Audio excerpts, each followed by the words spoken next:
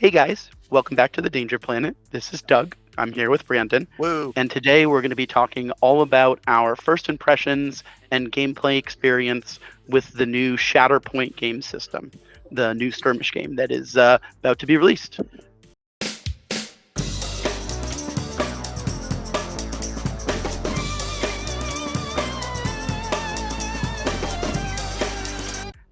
Today we are actually talking about our first impressions on a skirmish game system that we've both been pretty excited about. I would say Brandon was optimistic about, and he shoved it down my throat. He was like, "Eat this game system," and I was like, "Well, it's not bad."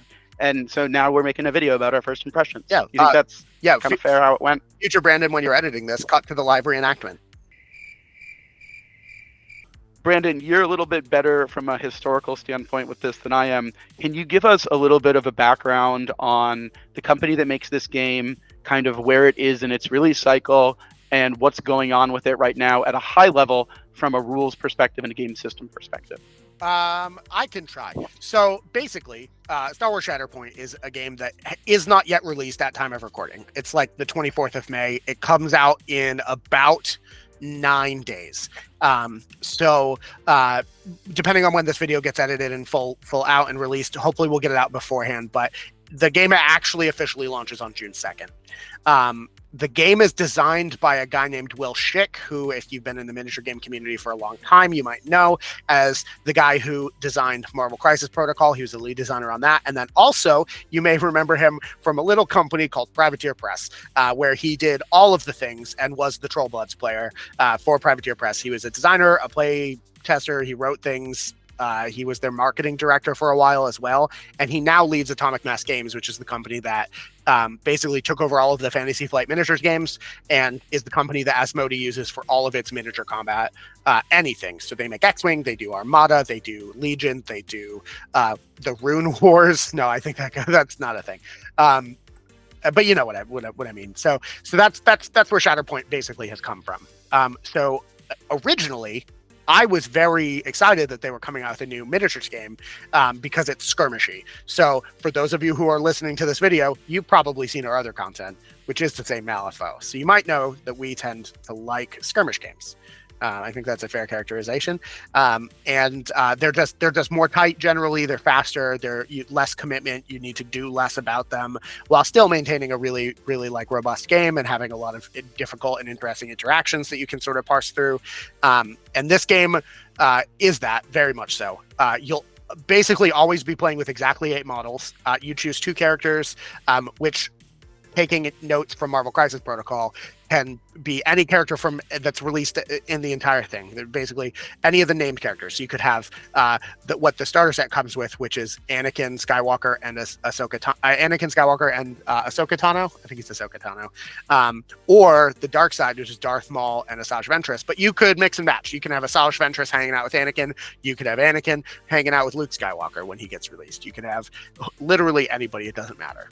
Would you necessarily do that? Probably not. You generally want to build a list that's very synergistic, but suffice to say, you choose 2 main characters, and then each of those characters have some points that you can spend on one secondary unit and one support unit, which usually ends up being about 3 models. So between the character and the 3 models they come with, your crew should be about 8 models until they mess with the numbers a little bit somewhere down the line. The core set for the game, the starter set, the thing that you come with, which gives you the 4 characters I named: Asajj Ventress, Darth Maul, Anakin Skywalker, and Ahsoka Tano, are all coming out on June 2nd, along with a Count Dooku squad box, an Obi-Wan squad box, and if you pre-ordered it, you might get a fancy Ahsoka Tano alternate sculpt rules. It's not clear, but it's not exclusive. She's going to be out later, as well as some terrain sets and some dice widgets and measurement things, because like every one of their other games, the game has proprietary dice, which are d8s and d6s, and you could probably map it out, but it's like there's a couple of each symbol, and it's not going to be worth it. Just get the dice. And that's sort of the game, right? So you'll have about 8 models fighting your opponent's 8 models. It's very aggressively objective driven. The game compulsorily, at this stage at least, maybe they'll change it down the line, has basically a 3x3 grid of objectives that start. If you divide the board 4 ways, in both directions, Malifaux mat style, you get like the 3x3, yeah. And it's played on a 36 by 36 inch board, just like Malifaux. It's very terrain oriented as well, which is super cool.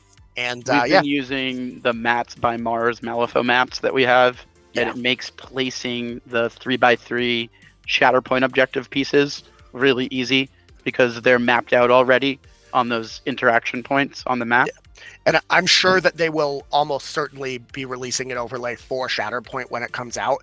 But like the Mats by Mars Malifaux deployment lines actually give you exactly where every single point is placed, because the 3 lines that go down the center, the center point and the 2 sidelines grid out to the 3x3 grid for where the things are, which is super good, where the objectives are.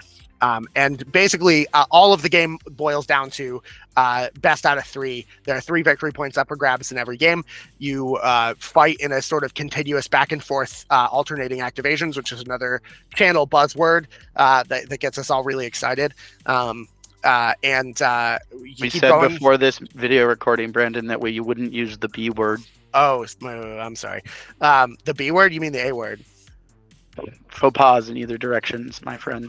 We've done it. But so you have basically there's 3 victory points up for grabs in any game. If somebody wins the first 2, you win the game. You don't play the 3rd round.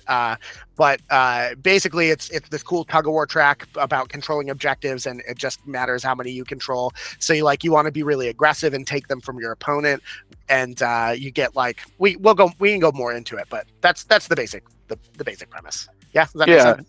And I think, so one thing that I want to point out that I think I'm really excited about, not that I think I'm excited about, I know I'm excited about this system, is that I'm a Star Wars fan, right? Like, I like it. I've liked the original trilogy when I was a kid. It was like my first sci-fi thing I really loved. And I'm excited about the depth of the lore and them just doing what they've done with Marvel Crisis Protocol and being like, listen, we don't really care from a continuity standpoint. We're just going to pluck from all over these different timelines and pull heroes out. And like, we understand that this lore is so deep and so interesting that people inevitably are going to have favorite little pockets of heroes, except for Jar Jar Binks. Obviously, everyone hates that guy. They'll never make a model of it, obviously. He's the Sith Lord. Jar Jar Binks is wave 2 every character. He has his own box. It's just every character's a Gungan. No, the worst reality. No. Anyway, but my point is that they're not afraid of being like, this is a skirmish game, and it's kind of designed. You talked a little bit about model count yield, right? Basically, right now, my understanding is you have like a boss character, a secondary character, and then like a grunt unit or like 2 grunt units, right? So like the box set that I'm going to buy when it drops immediately is I'm going to buy the Dooku box set.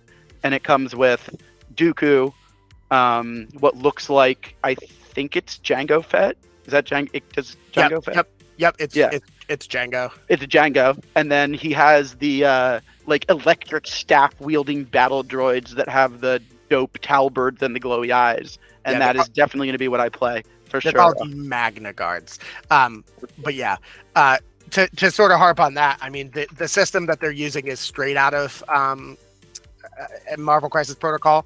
Basically, the only restriction in list building that you have at all is that every character has an exact number of points that you can't spend more than for their squad.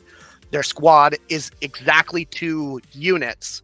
Most units in the game are just 1 character. So like your special character, like Count Dooku, for instance, is 1 unit. Another unit is Jango Fett. He's your secondary character. He's like named characters that are cool, but not like main characters, or they're like side characters or bounty hunters or generals or captains or sergeants. and then one support unit, which is just nameless mooks. So in the core set, it's the droids and good and bad Mandalorians and some Republic Squadron folks. And like we're gonna see all kinds of things. There'll be Jawas, there'll be just like random Wookiees, there'll be all just so many things. There's gonna be so many cool things that you're gonna do, and your only restriction is that everyone in each squad, so each character and its secondary unit and support unit, has to be from the same era. But you get 2 of those in every army, in every strike force, which is what a whole team or crew or army is called. And those don't have to match. So that's why you're allowed to take things like Anakin Skywalker as his like Clone Wars thing that you get in the core set, and like Luke Skywalker. You can take them both at the same time. Doesn't matter that they're from different parts of the universe. Or you could take, like, if they ever go into the Old Republic, you can take Old Republic characters and New Republic characters and all kinds of stuff. Which I'm like, I definitely have just fan favorite characters. And I'm just going to run them when they come out because I want to. It's Star Wars, right? Like, who doesn't have a favorite character in Star Wars? Like, some people prefer the first 3 movies. Some people are really into, like, Rey and Finn because they're from the good trilogy, Some people are wrong, like you, It's fine. It's okay. We won't argue about it right now. Wild. Don't worry, folks. We won't argue about it right now. Anyway, the other thing that I'm really excited about, and I exclaimed this loudly, and I pointed in the air, and I yelled. He did. To the point where you recoiled and said, "Sit down, sir." The neighbors called the police. The neighbors called the police. It was a whole scene. Anyway, I really like the damage track progression mechanic in this game. I'm just going to say it because it pulls on one of my fan favorites that I don't think gets enough love. Oh, what's that? It's the Arena Rex track progression mechanic. And the other thing is cool. So basically, I'll describe it at effectively a high level. There's a flow chart for damage track resolution, basically. Brandon talked about it a little bit from a dice mechanic standpoint, where you're matching up like rolls for getting resolution, and then you'll check when you get your resolution net amount, you'll check effectively a flowchart reference, and that flowchart reference will carry you through different damage tracks. And the neat thing about it is you can apply different effects through different flowchart resolutions at different times in different situations.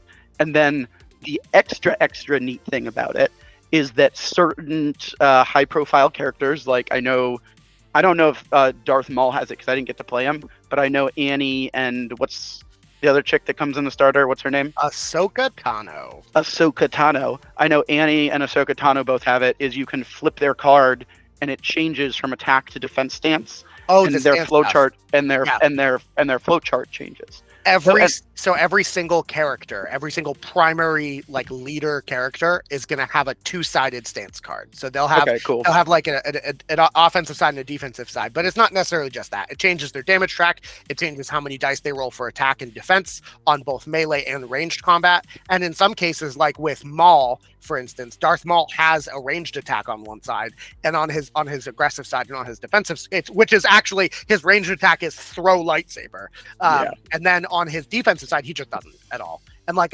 he just what's that? Yeah, what? Anakin and I think Anakin and Asajj Ventress both completely lack ranged weapons. They have none whatsoever, which makes sense, I guess. But man, Maul gets to throw a lightsaber. It's so cool.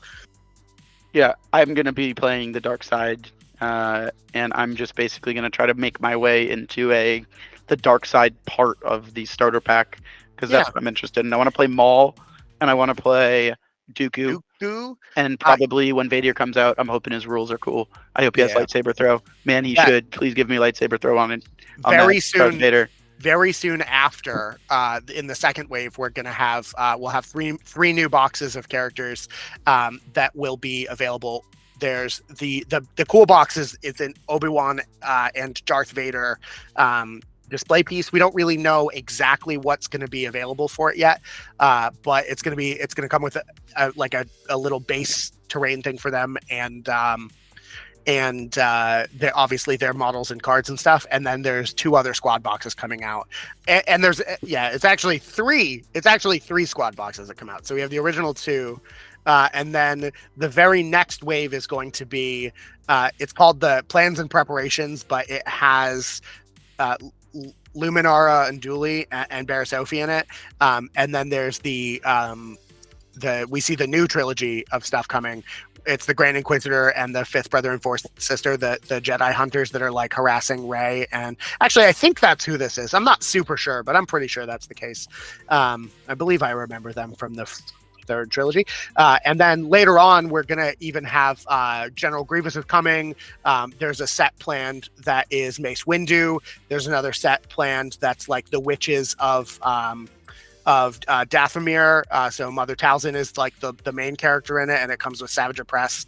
And obviously that's going to go super well, and I can't imagine it won't synergize super well with Darth Maul. So a lot of cool stuff coming right out of the bat, right out the gate. The Mace Windu box also is going to be pretty sick because, you know, you can't have enough Samuel L. Jackson models. I think the genuine excitement part of this is that the game system, for once, I think is really good, and it has an IP that's really cool and interesting and deep to draw from. So, like, I actually kind of begrudgingly, when you were pushing this, because you're like, hey, man, like, we should check it out. I really think we should check it out. And you said it enough times, and you're like, I'm going to bring it over, and I'm going to show you how to play. And I was like, okay, fine, we'll do it. And then we sat down and we started playing, and I already have so many game systems. Like, I'm trying to learn how to play Infinity right now, and it's fine. It's just Infinity is really dense, and I didn't want to learn another system. And you're like, just do it, man. It's cool. And I was like, holy crap, this is really fun and well designed. And then when we got to the damage resolution step, because how you were showing me and demoing the game, you're basically showing me a step every step at a time. And then we got to our first duel, and you did our first lightsaber duel, and we got to damage resolution. And then you were like, flowchart reference time. And I was like, oh my God, it's Arena Rex style. And you're like, it sure is, buddy. And I was like, great, this is awesome. And I was pretty much sold at that point, which I think is cool. And then the other thing that I really like about it is the objectives are very clear and delineated. Movement is designed to be fast and functional, which I think for a game like this is good. And then it has some really, really cool terrain interaction with like the heights of terrain and stuff. So there's intentional, like all the terrain that comes in the starter set, as well as the 2 terrain packs that you can purchase for it, are like just all ramps and towers and stuff. But the rules are built such that you change levels multiple times during movement, and like hopping and like doing crazy backflips off platforms and stuff. There's no fall damage, so you can like run down off of things without an issue. And then like Mandalorians get to jump on stuff. So many cool things. I just can't. Jedis get to force jump. Dude. I think sorry to derail you, but the terrain's very cool. Yeah, and the movement mechanism is designed in a way that's fast. Basically, without going too deep into it, because eventually, if we do pick this up as a serious system, we'll do videos about it. But basically, the movement mechanism works where you basically start at one point, and then you can place at one end of any of the movement swizzles that you're using effectively. And if you place within, an inch of or like contact or something of like a ladder, it allows you to fully place an ingress point. So anytime you have like a doorway or a ladder, you end within 1 inch of it, and then you get to place at the other end of the ingress point within 1 inch of it. So like if you end a move next to a ladder, you just get to climb the ladder. If you end a move next to a doorway or like a shuttle or something, you just get to place at the end of it. It's very cool. Yeah, which is neat. And I also think the last thing I want to talk about before we wrap everything up is the activation of models, which was the biggest thing I was skeptical about initially. I'll give you that. I didn't like that I couldn't choose all of my activation sequences like in Malifaux, where it's really important to plan out your turn and plan out your last activation. And I was very skeptical of it. And you're like, trust me, man, we'll just take a look at it. They've got some stuff built in here, which makes it viable. And I really like this. And so effectively what happens is when we're playing, right, we are each bringing 6 units, right, Brandon, to the table? There's 6. Yep. 6 units, 8 models, because 2 of the units on each side have 2 models. I have 2 models, which are the grunt units, right? So you've got 6 cards. Effectively, they're tarot cards, which represent each of your units. And then you have 1 card, which is like the wild card. It's called the Shatterpoint card. And Shatterpoint! Both players will shuffle their tarot decks face down, and when they go to activate models, they'll flip up the top of that card deck. Now, you'll have to go and activate whatever unit that is. There are a couple of exceptions, though, which let you plan out like really important last activations or late stage activations. Effectively, you have like a reserve slot. So you can pay force, which is a resource kind of like soul stones and Malifaux, I guess is the best way to describe it. And you can reserve, or like command points in 40k. It works sort of similar to that.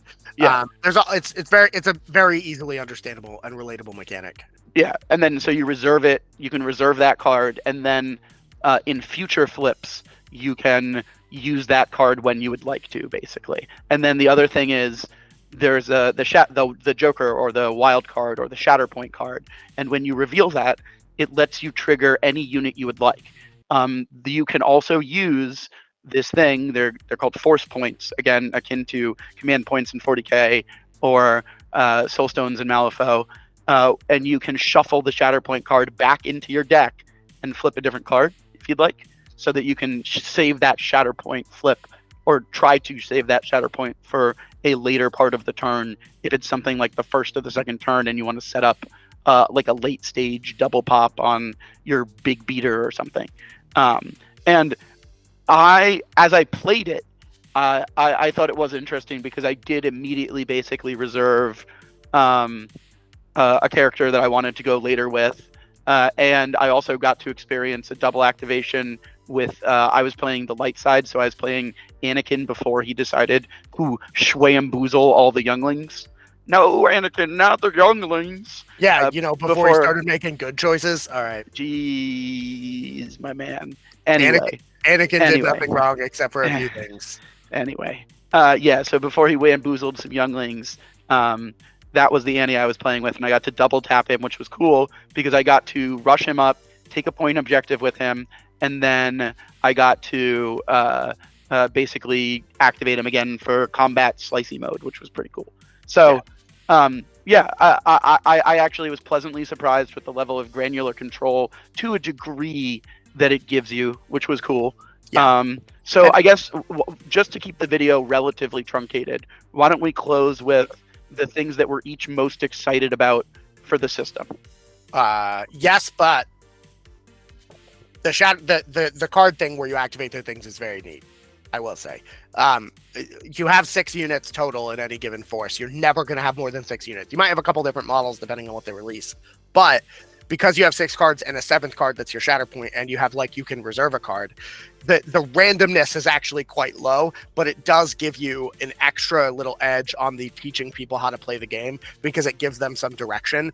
And one of the huge advantages that I think this is going to have is there are only so many choices that you can make in a small miniatures game where you have 8 models to activate. Because in Malifaux, the AP sometimes gets really, really heavy, but this has completely designed that out of the game, which is cool for sure, but it's very manageable. But, I can see it'd be cooler if you could just plan it out all the time, but it's very neat. But back to what you were saying. Let's wrap this up. Yeah. What are you most excited about now? I guess let me rephrase. Yeah. Mr. Lane. Okay. Honorable Mr. Lane. The Honorable Mr. Lane. Well, now that you have presented and we both agree that this game system has passed the proverbial sniff test in that we're both pretty excited to play it, and we're both going to at least get 1 or 2 squads and play it because we like it. What are you most excited about in the near foreseeable future for Shatterpoint? Yeah. So definitely the Jedi Hunters, that's totally a thing. I want to play with those and see what they do. But really, I just want to see how the game unfolds from a list building and from a model standpoint. The core of itself seems fine. It passed the sniff test, like Doug said. But the thing that I really worry about is the design on the units, what units they choose, if depending on what time frames they come from and sort of how they play together is really interesting. And I'm really, really anticipating being able to read the comprehensive rulebook because the core rules are cool. They're very, very fast and streamlined. And I picked up the game in my first playthrough, but I really just need to know. There's some granular detail that I used to be a Magic Judge, Brandon, just looks for in systems. And that's it just doesn't exist right now because the rulebook that was released in the core set and that's available online, which you can totally download a copy of it and look through the rules yourself right now, is not the comprehensive rules. It's the quick start, core rules.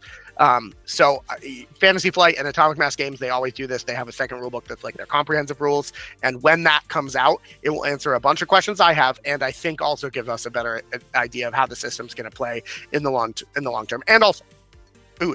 And also, like, what are tournaments going to look like? You know, what are events going to look like? How does that function? So all of that stuff is gonna be really cool. So I'm looking forward to just sort of seeing where it's going, you know. And also, where would you say we're going, man? What? I would say I don't know. Yeah. I'm not sure. But I think it's reasonable to say that you are pretty excited about the system. You definitely plan on messing around with it and rolling some damage flow charts into people. Oh, for sure. Yeah, definitely. Got to get those crits. Crits can't be blocked. Is it? Can Sith fight Sith and light side fight light side? Yeah, you don't declare a faction. It's just I have a Shatterpoint. I have a Strike Force. You have a Strike Force. They're made out of squads. Go.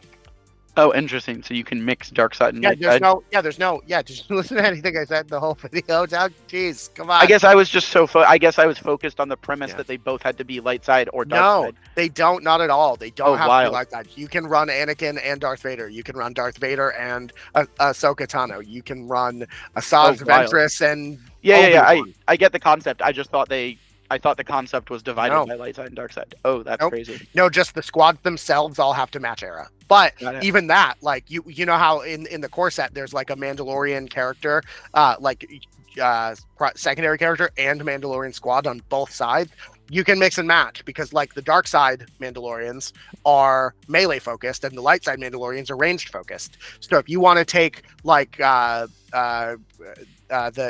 female character from the Mandalorian show, I can't remember her name. Who has like the silver spray paint on her face? Yeah, exactly. Yeah, Bo-Katan. So you could take Bo-Katan and the dark side Mandalorians in one squad with under Count Dooku if you wanted to. I don't know that would be good, but you could.